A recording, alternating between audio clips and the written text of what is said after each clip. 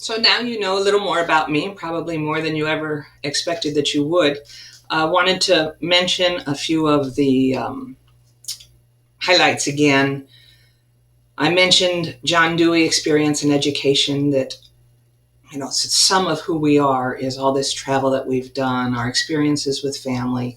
You heard me talk about some of those here.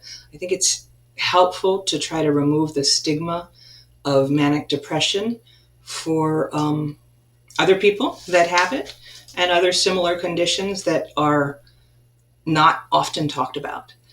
Um, Another important feature of my life, I think you can see, is what a big role the environment has played in who I am and what my interests are.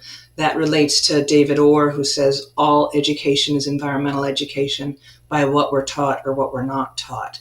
And you can see through what I've told you that I was taught, and from a very young age came to value nature and the environment, but also understand how delicate it was and how much harm humans can do to it.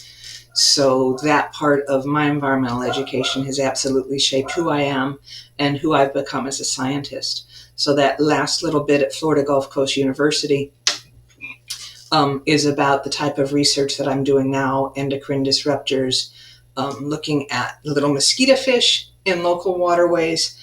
The female mosquito fish are becoming masculinized, probably because of exposure to endocrine disrupting compounds, things like personal care products, pharmaceuticals, pesticides, plasticizers. And then the third author I wanted to mention was Richard Louv. He wrote a book called Last Child in the Woods. Talks about nature deficit disorder. So I did not have nature deficit disorder as a child. Growing up, you can see I spent a lot of my time outside, camping, playing outside all the time.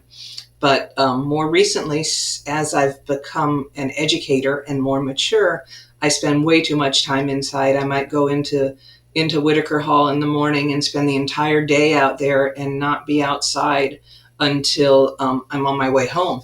And then if the weather's nice, I'll be out on the lanai in the backyard in the evening as well as in the morning when it's warm enough. But by far one of my favorite courses is the colloquium, especially because of the field trips where I have chance to be outside.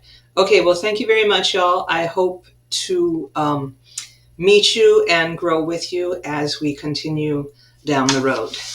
Take care.